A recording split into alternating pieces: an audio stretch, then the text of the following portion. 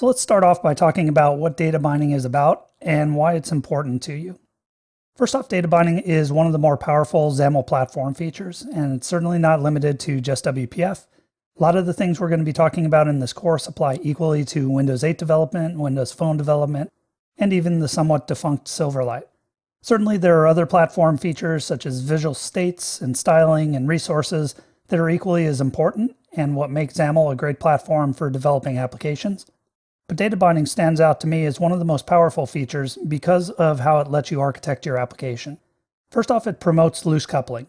And loose coupling means different things, but in the context of data binding, what it does is it lets you decouple first off the view from the data model. So the data model objects that get loaded up with data and that you're going to use to ultimately drive what you see on the screen, the view doesn't need to be tightly coupled to exactly what type of objects those are, how they get populated, where they're held in memory, and so on.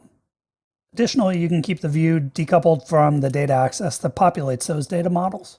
So whether you get objects over service calls, go directly out to a relational database, load them up from flat files, the view doesn't have to know anything about that.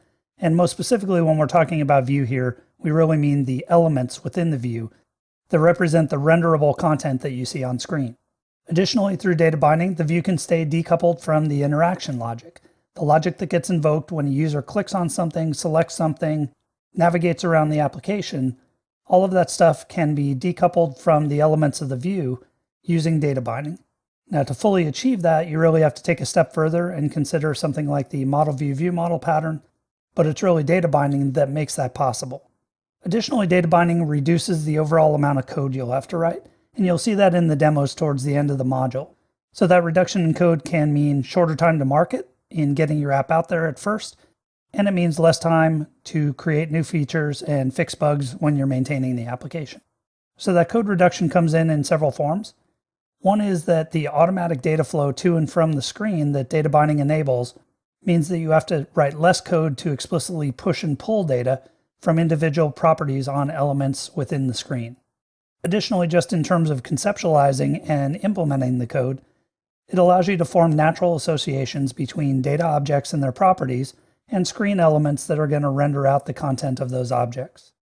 One of the other benefits of data binding is it facilitates the developer-designer workflow. Now, what that means is that one of the key concepts in XAML-based applications is the idea that you should be able to take your XAML and hand it over to a professional designer and let them go party on that XAML and change elements and add animations and style it like crazy, and it shouldn't break anything in the app.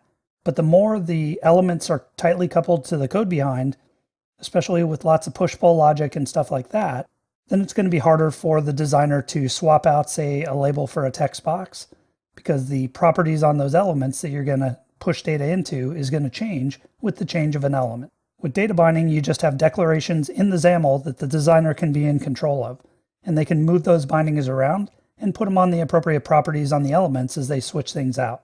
So this allows designers to work more in isolation and independently from the developers and not have to coordinate on every little change that they make. Now, another important concept that data binding leads into is the model view view model pattern, MVVM. I'm not going to go into any depth on MVVM in this course.